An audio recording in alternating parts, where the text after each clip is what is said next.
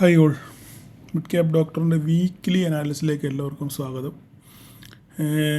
കുറേയേറെ തിരക്കുണ്ടായിരുന്നു. നാട്ടിൽ നിന്ന് തിരിച്ചുകൂടെ എത്തിയത് വളരെ എന്താ പറയുന്നത്, വളരെ ബുദ്ധിമുട്ടിയാണ് ബുദ്ധിമുട്ടിച്ചാൽ എൻ്റെ ഫ്ലൈറ്റ് മിസ്സായിപ്പോയി.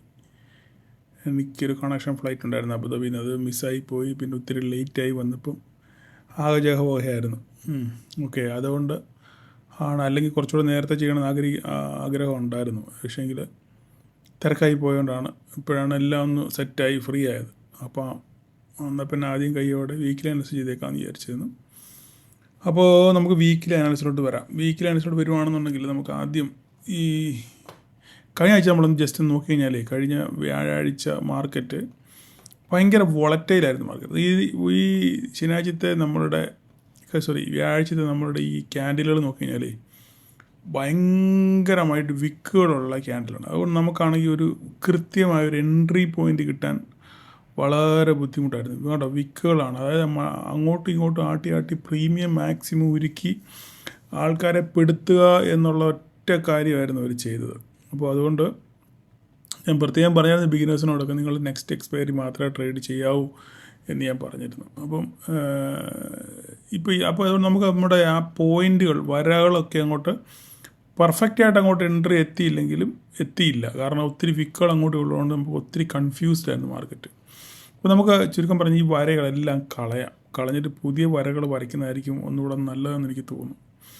അപ്പോൾ നമുക്ക് ഇത് തന്നെയാണല്ലോ, ഈ വരച്ച വരകളൊന്നും ശരിക്കും അങ്ങോട്ട് റെസ്പെക്റ്റ് ചെയ്തിട്ടില്ല. ഉണ്ടെന്ന് പറയാം, പക്ഷേ ഒരു എക്സ്പീരിയൻസ് ആയിട്ടുള്ള ആൾക്കാർ കുഴപ്പമില്ല. പക്ഷേ ബിഗിനറിന് എപ്പോഴും ഭയങ്കരമായിട്ട് കൺഫ്യൂസ്ഡ് ആയിരിക്കും. അപ്പോൾ ഈ വരകളെല്ലാം നമുക്ക് കളഞ്ഞതിന് ശേഷം മാർക്കറ്റ് എന്താണ് സംഭവിച്ചത്, ന്യൂസുകളൊക്കെ ധാരാളം മാർക്കറ്റിലുണ്ട്. അപ്പോൾ ഇനി എന്താ സംഭവിക്കാൻ പോകുന്നുള്ളത് നമുക്ക് നോക്കാം. അപ്പോൾ ഇതിന് നമുക്ക് ഡേ ചാർട്ടിലോട്ട് വരാം. ഡേ ചാർട്ടിലോട്ട് വന്നു കഴിഞ്ഞാൽ ഇത് കണ്ടമാനം വരയുണ്ടല്ലേ. അപ്പോൾ ഈ വരകളെല്ലാം നമുക്ക് കളഞ്ഞേക്കാം. എല്ലാ വരയും കളയുകയാണേ, എല്ലാ വരയും കളഞ്ഞു. ഓക്കെ, നമ്മളിതിനകത്ത് നോക്കിക്കഴിഞ്ഞാൽ മാർക്കറ്റ് തിരിച്ചൊരു റിവേഴ്സൽ സെറ്റപ്പിനുള്ള ഒരു സെറ്റപ്പാണ് മാർക്കറ്റ് ഇപ്പോൾ നിലവിലൂടെ കാണുന്നത്. അപ്പം ഇന്നലെ രാത്രിയിൽ പുടിനും നമ്മളുടെ ട്രംപുമായിട്ട് മീറ്റിംഗ് ഉണ്ടായിരുന്നു, അറിയാമല്ലോ. അപ്പോൾ ആ മീറ്റിങ്ങിനകത്തിൽ ഒന്നും നെഗറ്റീവ് സംഭവിച്ചില്ല, പോസിറ്റീവ് സംഭവിച്ചില്ല. ഓക്കെ, ആ മീറ്റിംഗ് ഒരു ന്യൂട്രലായിരുന്നു. എന്നാൽ ട്രംപ് അണ്ണൻ വാ തുറന്ന് വിടുവായത്തിലൊന്നും പറഞ്ഞുമില്ല, ഭീഷണിയുടെ സ്വരങ്ങളൊന്നും ഇല്ലായിരുന്നു. എല്ലാം ഒരു എന്താ പറയുക, കൂൾ മട്ടിലാണ് അവർ കാര്യങ്ങൾ സംസാരിക്കുകയും ചെയ്തത്, രണ്ട് പേരുടെ സൈഡിൽ നിന്ന്. അപ്പം ആക്ച്വലി ഒരു പക്ഷേ മാർക്കറ്റ് ചിലപ്പോൾ അതിനെ പോസിറ്റീവായിട്ട് എടുക്കാനുള്ളൊരു സാധ്യത ഉണ്ട്. കാരണം നെഗറ്റീവായിട്ട് ട്രംപ് ഒന്നും പറഞ്ഞില്ല, കൂടുതൽ ഒത്തിരി സംസാരത്തിനൊന്നും പോകുന്നില്ല. ഫർദർ മീറ്റിംഗ് ഉണ്ടാകും എന്നൊരു ഹിൻഡ് കൂടെ തന്നു. അപ്പോൾ അതിൻ്റെ അർത്ഥം ഇപ്പോഴത്തെ മീറ്റിങ്ങിൻ്റെ ബാക്കി പത്രമായിട്ട് വീണ്ടും ഒരു മീറ്റിംഗ് കൂടെ ഉണ്ടാകാനുള്ള സാധ്യതയുണ്ട്. ഒരു പക്ഷെങ്കിൽ അടുത്ത മീറ്റിങ്ങുകളിലൂടെ കാര്യങ്ങളൊക്കെ ഒരുവിധം യുദ്ധത്തിൻ്റെ കാര്യത്തിലൊക്കെ ഒരു തീരുമാനം ഉണ്ടാകാനുള്ള സാധ്യത ഒരു പക്ഷേ ഉണ്ടാകും എന്നൊരു സംഭവമുണ്ട്. രണ്ടാമത്തെ കാര്യം, ഈ അമേരിക്കയും റഷ്യയുമായിട്ട് നടത്തുന്ന മീറ്റിംഗ് പരാജയപ്പെടുകയാണെന്നുണ്ടെങ്കിൽ റഷ്യയുടെ നിന്ന് ഓയിൽ മേടിക്കുന്നവർക്കെതിരെ ഭയങ്കരമായിട്ട് ടാരിഫ് അടിക്കും എന്ന് അവരുടെ ഒരു US ട്രഷറി സെക്രട്ടറി ഇങ്ങനെ കമൻറ്റ് ചെയ്തായിരുന്നു. അത് ആ ട്രഷറി സെക്രട്ടറി എന്ന് പറഞ്ഞു കഴിഞ്ഞാൽ ട്രംപിൻ്റെ ഏറ്റവും അടുത്ത ആളാണ്. അപ്പോൾ അദ്ദേഹം അങ്ങനെ ഒരു ഡയലോഗ് പറഞ്ഞു കഴിഞ്ഞപ്പോൾ നമുക്ക് ഒരു പേടിയുണ്ടായിരുന്നു, ഒരു പക്ഷേ ഈ മീറ്റിങ്ങിൽ എന്തെങ്കിലും ഒരു നെഗറ്റീവിസം സംഭവിച്ചു കഴിഞ്ഞാൽ ഇന്ത്യ അത് ബാധിക്കുമോ എന്നൊരു പ്രശ്നം ഉണ്ടായിരുന്നു. പക്ഷേ ആ പ്രശ്നം എന്തായാലും സോൾവ് ആയി. കാരണം എന്ന് വെച്ചാൽ നെഗറ്റീവ് ഇല്ല പോസിറ്റീവ് ഇല്ലെങ്കിലും ട്രംപ് ഇതിനെപ്പറ്റി ഒരു അക്ഷരം മിണ്ടിയിട്ടില്ല, മനസ്സിലായോ. ഇപ്പോൾ ട്രംപ് ഇതിനെപ്പറ്റി ഒരു അക്ഷരം മിണ്ടാത്തത് കൊണ്ട് നമുക്ക് ആ സൈഡ് സേഫ് ആണെന്ന് വിശ്വസിക്കാം. ഓക്കെ, അപ്പോൾ ഇനി ഇതിൻ്റെ ഫർദർ ഒരു മീറ്റിംഗ് കൂടെ ഉണ്ടെന്നുണ്ടെന്നുണ്ടെങ്കിൽ ഒരു പക്ഷേ ചിലപ്പം എന്തെങ്കിലും ഒരു പോസിറ്റിവിറ്റി ഉണ്ടാകാനുള്ള സാധ്യതയുണ്ട്. ഒന്നാമത്തെ കാര്യം അത്. രണ്ടാമത്തെ കാര്യം, എൻ്റെ ഈ പെന്ന് സാധനങ്ങൾ എടുത്തു വെച്ചില്ല, അതാണ്. പിന്നെ രണ്ടാമത്തെ കാര്യം എന്ന് പറഞ്ഞു കഴിഞ്ഞാൽ നിങ്ങൾ ശ്രദ്ധിച്ച് കേൾക്കുക. രണ്ടാമത്തെ കാര്യം എന്ന് വെച്ചാൽ നമ്മളുടെ ഇന്ത്യയിലെ GSTക്ക് അതിൽ വലിയ കാതലായ മാറ്റം കൊണ്ടുവരാൻ പോകുന്നു. അതൊരു പോസിറ്റീവ് ന്യൂസാണ്. സത്യം പറഞ്ഞാൽ മാർക്കറ്റിന് ഒരു പക്ഷേ ഒരു പോസിറ്റീവ് ന്യൂസ് ആകാനുള്ള സാധ്യതയുണ്ട്. അത് ഇന്ത്യക്ക് വരുമാനം കുറച്ച് കുറയുമെങ്കിലും പക്ഷേങ്കിൽ മാർക്കറ്റിൽ ആൾക്കാർക്ക് കുറച്ച് എന്താ പറയുന്നത്, ആശ്വാസം കിട്ടത്തക്ക രീതിയിലുള്ള ഒരു സംഭവം ആയിരിക്കും ആ GSTയുടെ വെട്ടിക്കുറയ്ക്കൽ. അപ്പോൾ അങ്ങനെ ആകുമ്പം കൺസംഷൻ ധാരാളം ആൾക്കാർക്ക് കൂടും. അങ്ങനെ ആൾക്കാർ കൂടുതൽ സാധനങ്ങൾ പർച്ചേസ് ചെയ്യാനൊക്കെ ചെയ്യുമ്പോൾ നമ്മുടെ GDPക്കകത്ത് മാറ്റങ്ങളൊക്കെ ഉണ്ടാകാനുള്ള സാധ്യതയുണ്ട്. അപ്പോൾ അതൊരു പോസിറ്റീവ് സെൻറ്റിമെൻറ്റ്സ് ക്രിയേറ്റ് ചെയ്യാനുള്ളൊരു സാധ്യത അങ്ങനെയും ഉണ്ട്. ഇപ്പോൾ GST കുറയാൻ പോകുമ്പോൾ ഒരു പക്ഷേ ചിലപ്പോൾ മാർക്കറ്റ് അതിനെ പോസിറ്റീവ് എടുക്കാനുള്ള സാധ്യതയുണ്ട്. അതായത് നമുക്കിപ്പം നിലവിലുള്ളത് 4 സ്ലാബ് 5, 12, 18, 28 എന്ന് പറഞ്ഞ സ്ലാബാണ് ഇപ്പോൾ ഉള്ളത് നിലവിൽ പ്രധാനമായിട്ടുള്ളത്. അതിൽ ഈ നടുക്കത്തെ 2 എണ്ണം, അതായത് 12 അല്ല ഈ 12, 28 എടുത്ത് കളഞ്ഞിട്ട് 5ഉം 18ഉം മാത്രമായിട്ട് നിലനിർത്താനുള്ളൊരു പരിപാടിയാണ് നോക്കുന്നതെന്നാണ് എനിക്ക് മനസ്സിലായത്. അപ്പോൾ അങ്ങനെ ആകുമ്പം ഈ കൂടുതലും ഈ 12 എന്നുള്ളത് നേരെ ഓൾമോസ്റ്റ് എല്ലാ 5ലോട്ട് വരാനുള്ള സാധ്യതയുണ്ട്. 28 എന്നുള്ളത് ഒരു പക്ഷേ ഓൾമോസ്റ്റ് 18ലോട്ടും വരാനുള്ള സാധ്യത ഉണ്ട്. ഇതാണ് ഒരു GSTയെ പറ്റിയുള്ളൊരു സമ്മറി. അപ്പോൾ ഇത്രയൊക്കെയാണ് നിലവിലുള്ളത്. അപ്പോൾ ഇതും ഒരു പക്ഷേ മാർക്കറ്റിനെ മുന്നോട്ട് നയിക്കാനുള്ളൊരു കാരണമായി തീരാൻ സാധ്യത ഉണ്ട്. എങ്കിലും ഇതിൻ്റെ ഫർദർ ഡെവലപ്മെൻറ്റ്സ് ഒക്കെ അടുത്ത ദിവസങ്ങളിൽ മാത്രമേ നമുക്ക് അറിയത്തുള്ളൂ. അപ്പോൾ നിലവിൽ മാർക്കറ്റിൽ ഇപ്പം നിലവിലെ അവസ്ഥ വെച്ച് നോക്കുകയാണെന്നുണ്ടെങ്കിൽ ചെറിയൊരു പോസിറ്റീവ് സെൻറ്റിമെൻറ്റ്സ് ആണ് മാർക്കറ്റിലുള്ളത്. അപ്പം അതിൻ്റെ കൂടെ തന്നെ നമുക്ക് ഡേ ചാർട്ട് നോക്കിക്കഴിഞ്ഞാൽ ഇവിടെ കഴിഞ്ഞ ദിവസം ഒരു 2 ദിവസം മുന്നേ ഒരു വലിയ ബുള്ളിഷ് ക്യാൻഡിലുണ്ടായി. അതിനുശേഷം ഒരു നെഗറ്റീവ് റിജക്ഷൻ ഉണ്ടായി. അതിന് ശേഷം ഉണ്ടായ 2 ക്യാൻഡിലും 2 ചെറിയ ക്യാൻഡിലാണ്. പക്ഷേ ഈ 2 ക്യാൻഡിലും ഒന്നിന് മുകളിൽ ഒന്നായിട്ടാണ് ക്ലോസ് ചെയ്തേക്കുന്നത്. ഓക്കെ, ഇതിൻ്റെ മുകളിലാണ് ഇത് ക്ലോസ് ചെയ്തേക്കുന്നത്, ഇതിൻ്റെ മുകളിലാണ് ഇതും ക്ലോസ് ചെയ്തേക്കുന്നത്. അപ്പം അങ്ങനെ ആകുമ്പോൾ ഇതൊരു ചെറിയ പോസിറ്റീവ് സെൻറ്റിമെൻറ്റ്സ് ആണ് നമുക്കിവിടെ കാണാൻ പറ്റുന്നത് ഈ ട്രെൻഡ് ലൈനകത്ത്. ഇനിയിപ്പോൾ നമ്മളിവിടെ ഒരു ട്രെൻഡ് ലൈൻ ഓൾറെഡി പണ്ട് നമ്മൾ വരച്ചിട്ടിട്ടുണ്ട്, ട്രെൻഡ് ലൈൻ അല്ലേ. ആ ട്രെൻഡ് ലൈനൂടെ അല്ലേ, പക്ഷേ ഇപ്പോൾ ആ ട്രെൻഡ് ലൈൻ വരയ്ക്കുന്നതിനകത്ത് വലിയ അർത്ഥമുണ്ടോ എന്ന് എനിക്ക് തോന്നുന്നില്ല. ഇനി എന്തായാലും നമുക്കൊന്ന് വരച്ച് നോക്കാം. ഡെയിലി വൈസിൽ നമുക്ക് ആ ട്രെൻഡ് ലൈൻ നമുക്കൊന്ന് വരച്ച് നോക്കാം. ട്രെൻഡ് ലൈൻ വരയ്ക്കുമ്പം ഇവിടുന്ന് വരച്ച് നോക്കാം, ഇതിങ്ങനെ വരച്ച് നോക്കാം.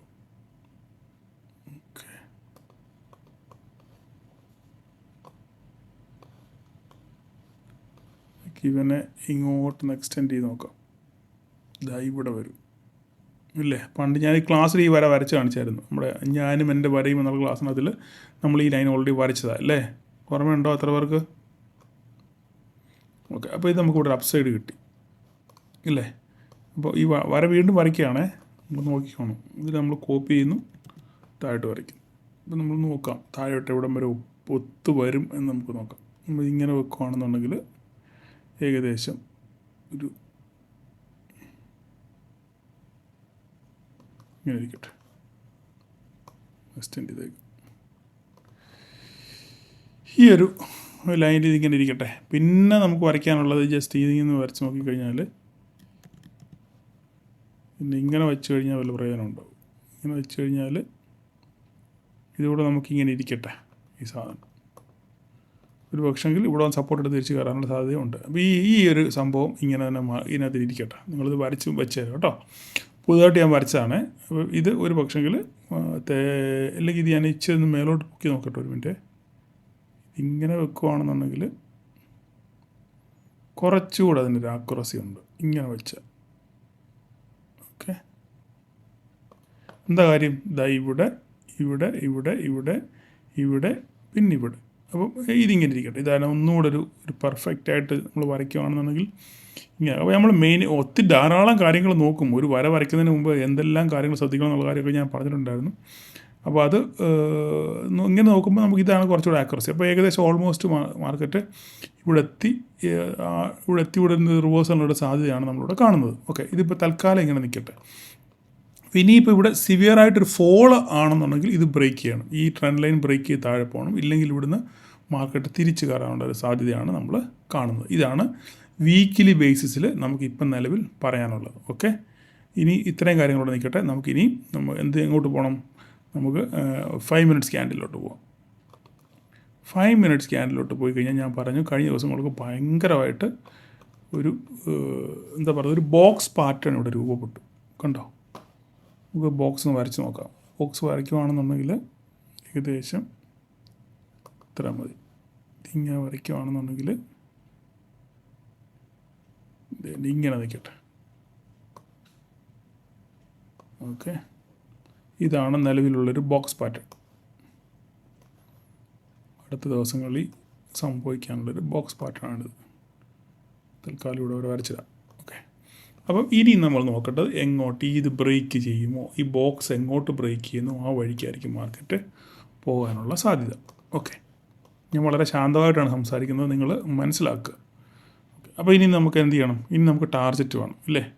ഇനി നമുക്ക് ടാർഗറ്റ് വേണമെന്നുണ്ടെങ്കിൽ ഈ ടാർഗറ്റ് ഈ ഹൈ ആണ്, ഫസ്റ്റ് ഹൈ ആണ് നമുക്ക് ഉള്ള ആദ്യത്തെ ടാർഗറ്റ്.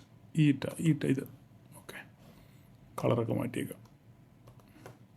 അപ്പോൾ ഇവിടുന്ന് ബ്രേക്ക് ചെയ്ത് മുകളിലോട്ട് പോയാൽ, ഈ ബോക്സ് ബ്രേക്ക് ചെയ്ത് മുകളിലോട്ട് കയറിയാൽ 702, 702 ആയിരിക്കും. നമ്മൾ എന്തിനാണ് ഞാൻ ഈ വര മാറ്റുന്നത്? കഴിഞ്ഞ 2 മാസമായിട്ട് നമ്മൾ ഈ പഴയ പ്രീവിയസ് വരകൾ മാത്രമാണ് ഉപയോഗിച്ചത്. പക്ഷേ ഇപ്പം വെച്ചാൽ നമ്മൾ ഓരോ ആഴ്ചകൾ കഴിയും തോറും പ്രീവിയസ് ക്യാൻഡിലുകൾ അല്ലെ പ്രീവിയസ് ഡേയ്സിൻ്റെ റെസിസ്റ്റൻസുകളും സപ്പോർട്ടുകളും മാറിക്കൊണ്ടിരിക്കും, സ്ലൈറ്റായിട്ടെങ്കിലും മാറിക്കൊണ്ടിരിക്കും. അപ്പോൾ അത് 1 മാസം 2 മാസമൊക്കെ ആകുമ്പോൾ വീണ്ടും ഫർദറായിട്ട് മാർക്കറ്റ് മുന്നോട്ട് പോകുമ്പം അതിൻ്റെ ആ റെസ്പെക്റ്റിന് ചിലപ്പോൾ ചെറിയ ചെറിയ മാറ്റങ്ങൾ ഉണ്ടാകാനുള്ള സാധ്യതയുണ്ട്. അതുകൊണ്ടാണ് ഞാൻ 2 മാസം നമ്മൾ പുതിയ വരകൾ വരച്ചിട്ടില്ലേ, അതുകൊണ്ടാണ് ഞാൻ വരകളെല്ലാം മാറ്റി പുതുതായിട്ട് വരയ്ക്കാമെന്ന് വിചാരിച്ചത്. ചിലപ്പോൾ ഒരു പക്ഷെങ്കിൽ നമ്മൾ വീണ്ടും വരയ്ക്കുമ്പോൾ പഴയ വരകളിൽ തന്നെ എത്തും, ഇല്ലെങ്കിൽ അങ്ങോട്ടും ഇങ്ങോട്ടും ചെറിയ വ്യത്യാസങ്ങൾ വരും. അപ്പോൾ നമുക്കിനി താഴോട്ട് നമുക്ക് വരയ്ക്കാനുള്ളത് ഇവിടുത്തെ മെയിൻ വരകളെന്ന് പറയുന്നത് കഴിഞ്ഞ് കഴിഞ്ഞാൽ ഇവിടെ ഉണ്ട് നമുക്ക് കാണാം. അതായത് നോക്കിക്കേ, എന്ത് ഡീസൻ്റായിട്ടൊരു വരയുണ്ട് ഇവിടെ അല്ലേ, ഇതുണ്ട്. താഴോട്ട് പിന്നെ നമ്മൾ നോക്കുവാണെങ്കിൽ ഇത് അടുത്ത വര ഇതാണ്. ഇത് നോക്കുക, സിമ്പിൾ. എങ്ങനെയാണ്? ഇതാണ് ഒന്നുകൂടെ നല്ലത്, സിമ്പിളായിട്ട് വരയ്ക്കാനുള്ളത് ഇതാണ് താഴോട്ട്. പിന്നെ നമുക്ക് താഴോട്ട് വരയ്ക്കാനുള്ളത് ലൈനൂടെ കിടപ്പുണ്ട്. പിന്നെ നമുക്ക് താഴോട്ട് വരയ്ക്കാനുള്ളത് ഇതാണ്, ഈ ഒരു വര കണ്ടോ. പിന്നുള്ളത് ഈ ബോട്ടം. ഇത്രയും മതി തൽക്കാലം. 24,337 ഇതൊക്കെ നേരത്തെ ഉള്ള വരകളാണെന്ന് എനിക്ക് തോന്നുന്നത്. ഓക്കെ, ഇതിന് താഴോട്ട് 24, ഇപ്പം നിലവിലുള്ള മാർക്കറ്റ് നിൽക്കുന്നത് 24,616 നിൽക്കുന്നത്. 24,337 വരെ നമ്മൾ വരച്ചു ഇല്ലേ. തൽക്കാലം അവിടെ നിൽക്കട്ടെ, അവിടെ അങ്ങനെ തന്നെ നിൽക്കട്ടെ. മുകളിലോട്ട് നമുക്ക് വരയ്ക്കാം. മുകളിലോട്ട് വരയ്ക്കണം എന്നുണ്ടെങ്കിൽ പ്രീവിയസ്ലി നമുക്ക് നോക്കണം എന്താ സംഭവിച്ചത്. പ്രീവിയസ്ലി നമ്മൾ നോക്കുകയാണെന്നുണ്ടെങ്കിൽ ഇവിടെയൊക്കെ ഒരു പക്ഷേ നിങ്ങൾക്ക് ഈ വരകളൊക്കെ കിട്ടിക്കാണും. ഇവിടെ നമ്മൾ നോക്കിയാൽ ഇവിടെ ഈ ഒരു വര കൊള്ളാം, ഈ ഒരു വര കേട്ടോ.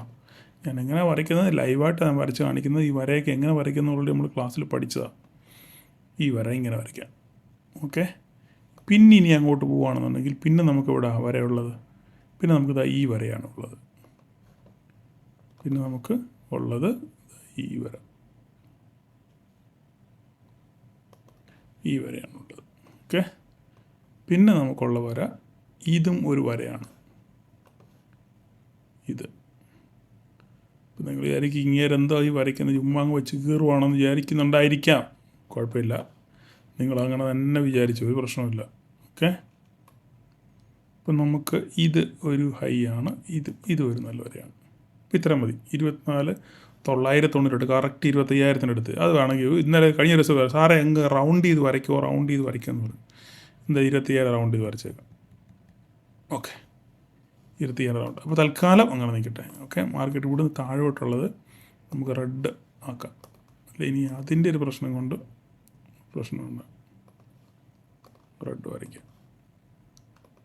ഓക്കെ, അപ്പം തൽക്കാലം ഇങ്ങനെ നിൽക്കട്ടെ, തിങ്കളാഴ്ചത്തേക്കുള്ളത് ഇങ്ങനെ നിൽക്കട്ടെ. അപ്പം വരകളെല്ലാം ക്ലിയർ ആയല്ലോ. അപ്പോൾ നമ്മുടെ ബോക്സ് പാറ്റേൺ ആണ് മെയിൻ. ബോക്സ് എങ്ങോട്ട് ബ്രേക്ക് ചെയ്യുന്നു ആ വഴിക്കായിരിക്കും മാർക്കറ്റ് പോകാനുള്ള സാധ്യത. ഇത്രയാണ് നമുക്ക് നിഫ്റ്റിയെ പറ്റി പറയാനുള്ളത്. അപ്പം ഞാൻ 2 കാരണങ്ങൾ പറഞ്ഞു. ഒന്ന്, നമ്മുടെ മീറ്റിങ്ങുകൾ, പുടിനും ട്രംപുമായിട്ടുള്ള മീറ്റിംഗ് ഗുണവുമില്ല ദോഷവും ഇല്ലാത്ത രീതിയിൽ പിരിഞ്ഞു. അപ്പോൾ ഫർദറായിട്ട് വീണ്ടും ഒരു മീറ്റിംഗ് ഉണ്ടാകാൻ സാധ്യതയുണ്ട്. അതുപോലെ തന്നെ വിടക്ക് വർത്താനമൊന്നും പുള്ളി പറഞ്ഞുമില്ല. ഓക്കെ, ഇത് 2 കാര്യമാണ് അതിൻ്റെ പോസിറ്റീവ്. പിന്നെ GST സംഭവം, അതും ഒരു പോസിറ്റീവാണ്. പിന്നെ വേറൊരു പ്രശ്നമുള്ളത്, നെഗറ്റീവായിട്ടുള്ളൊരു പ്രശ്നമുണ്ട്, ഇലക്ഷൻ്റെ പ്രശ്നം, വോട്ടിൻ്റെ പ്രശ്നം, വോട്ട് തിരുമറി നടത്തുന്ന ഒരു പ്രശ്നമുണ്ട്. അതൊക്കെ അവരെങ്ങനെ കൈകാര്യം ചെയ്യുന്നുള്ളത് നമുക്ക് വരുന്ന ദിവസങ്ങളിൽ കണ്ടറിയാം. അതിനെപ്പറ്റി ഇപ്പോൾ കൂടുതൽ സംസാരിക്കേണ്ട, പോട്ടെ, അത് സംസാരിക്കുമ്പോൾ പിന്നെ രാഷ്ട്രീയമായി പോകും. നമുക്ക് അതിന് താല്പര്യമില്ല. ഓക്കെ, അപ്പോൾ നമുക്കത് ബാങ്ക് നിഫ്റ്റി നോക്കാം. ബാങ്ക് നിഫ്റ്റി നോക്കിക്കഴിഞ്ഞാൽ ബാങ്ക് നിഫ്റ്റി പറഞ്ഞ പോലെ തന്നെ ഒരു കൺസോൾട്ടേഷൻ മോഡിലായിരുന്നു. നമുക്ക് പുതിയൊരു ഒരു സെറ്റപ്പ് കൂടെ കിട്ടിയിട്ടുണ്ട്. ഇത് ഓക്കെ, ഇത് വരച്ചാൽ മതി. ഇത് കൂടി ഇരിക്കട്ടെ അവിടെ. ഓക്കെ, അപ്പോൾ ഇവിടെ നിന്ന് അങ്ങോട്ട് ബ്രേക്ക് ചെയ്യുന്നു, ആ വഴിക്കും പോവും. ഇവിടെ ഓൾറെഡി സാധനങ്ങളെല്ലാം ഇവിടെ കിടപ്പുണ്ട്. ഓക്കെ, ബാക്കി ഇതിന് മാറ്റങ്ങളൊന്നുമില്ല. ഇത് അതുപോലെ തന്നെ ബാങ്ക് നിഫ്റ്റി നിങ്ങൾ നോക്കിയിട്ട് പഴയ വരകൾക്കൊന്നും ഒരു മാറ്റമില്ല. അങ്ങനെ തന്നെ ചെയ്യുക. എങ്ങോട്ട് ബ്രേക്ക് ചെയ്യുന്നു ആ വഴിക്ക് പോവുക. മിഡ് ക്യാപ്പ് ആണെന്നുണ്ടെങ്കിൽ നിഫ്റ്റി മിഡ് ക്യാപ്പ് നോക്കിക്കഴിഞ്ഞാൽ ഇവനും പറഞ്ഞ പോലെ ഒരു ബോക്സ് പാറ്റേൺ ക്രിയേഷനാണ് ഇവിടെ ഉണ്ടായിരിക്കുന്നത്. ഇവിടെ വീണ്ടും ഒരു വര വരയ്ക്കേണ്ട ഗതികേടായി. വരാണ്ടിത് ഇതാണ് വര. ഓക്കെ, ഇവിടെ നിന്ന് എങ്ങോട്ട് ബ്രേക്ക് ചെയ്യുന്നു ആ വഴിക്ക് നിങ്ങൾ മിഡ് ക്യാപ്പിനെ നോക്കുക. ഇത്രയേ ഉള്ളൂ സിമ്പിളായിട്ട് പറയാനുള്ളത്. പലരും പറയുന്നു സാറേ സെൻസെക്സ് കൂടെ വരയ്ക്കണം, സെൻസെക്സ് കൂടെ വരയ്ക്കണം. ഞാൻ പറഞ്ഞല്ലോ, സെൻസെക്സിനകത്ത് നിങ്ങൾ ട്രേഡ് ചെയ്യുന്നവർക്ക് നിങ്ങൾക്ക് നിഫ്റ്റിയെ നോക്കി ഒരുവിധമൊക്കെ നിങ്ങൾക്ക് ട്രേഡ് ചെയ്യാൻ പറ്റും. സെൻസെക്സിനകത്ത് നമുക്ക് ലൈവ് ചാർട്ട് കിട്ടത്തില്ല. ബ്രോക്കർ ആപ്പിൽ മാത്രമേ ലൈവ് ചാർട്ട് നമുക്ക് കിട്ടത്തുള്ളൂ. ഇനി ട്രേഡിംഗ് വ്യൂവിനകത്തിൽ 15 മിനിറ്റ് ഡിലേ ആണ് ചാർട്ട്. മനസ്സിലായി? അപ്പോൾ പിന്നെ നമുക്കത് കൃത്യമായിട്ടത് ബുദ്ധിമുട്ടായിരിക്കും കാര്യങ്ങൾ പറയാനൊക്കെ. ഇല്ല, ഇപ്പോൾ വേണമെങ്കിൽ എനിക്ക് വരയ്ക്കാൻ പറ്റും, പക്ഷേ അത് ലൈവായിട്ട് നമുക്ക്. അതുകൊണ്ട് നിങ്ങൾ കഴിവതും നിങ്ങൾ നിഫ്റ്റിയെ നോക്കി ട്രേഡ് ചെയ്യുക. വലിയ ട്രേഡൊന്നും എടുക്കാതെ ചെറിയ ചെറിയ ട്രേഡ് കാണുന്നുണ്ടെങ്കിൽ നിഫ്റ്റിയുടെ ഗതി വഴി തന്നെയൊക്കെ ആയിരിക്കും ഏകദേശം സെൻസെക്സും വർക്ക് ചെയ്യാറുള്ളത്. അപ്പോൾ അതുകൊണ്ട് അവിടെ പോയിൻറ്റുകൾ കൂടുതലായിരിക്കും, മൂവ്മെൻറ്റ്സ് കൂടുതലായിരിക്കും. അപ്പം അത് നിങ്ങൾ നോക്കി ചെയ്യുന്നതായിരിക്കും ഒരുവിധം നല്ലത്. ഓക്കെ, അല്ലാതെ സെൻസെക്സിൻ്റെ ചാർട്ട് ലൈവായിട്ട് വരച്ച് നമുക്ക് ചെയ്യാൻ പ്രായോഗികമായിട്ട് പല ബുദ്ധിമുട്ടുണ്ട്. അപ്പോൾ ഇത്രയൊക്കെയാണ് എനിക്ക് പറയാനുള്ളത്. അപ്പം ഞാൻ വീക്കിലി അനലിസിസ് ഇട്ടില്ല, മറന്നുപോയി. എന്ന് വെച്ച് കഴിഞ്ഞാൽ തിരക്കിനിടയിലായതുകൊണ്ട് നിങ്ങൾ പിന്നെ ഞാനങ്ങ് വിട്ടുപോയി സംഭവം ഇടാൻ. അതുകൊണ്ട് നിങ്ങൾ ദയവ് ചെയ്ത് നിങ്ങൾ ചെയ്യുന്നവർ ജസ്റ്റ് ഒന്ന് കമൻറ്റ് ചെയ്തേക്കുക. നിങ്ങളുടെ വീക്കിലി പോർട്ട്ഫോളിയോ എങ്ങനെയാണ്, പോസിറ്റീവ് ആണോ നെഗറ്റീവ് ആണോ, വീക്കിലി പോർട്ട്ഫോളിയോ എങ്ങനെയാണെന്ന് ജസ്റ്റ് ഒന്ന് നിങ്ങളൊന്ന് കമൻറ്റ് ചെയ്യാൻ ഒന്ന് ശ്രമിക്കുക. ഓക്കെ, അപ്പോൾ എല്ലാവർക്കും ഒരു പ്രോഫിറ്റബിൾ ഡേ ആശംസിക്കുന്നു. Thank you all.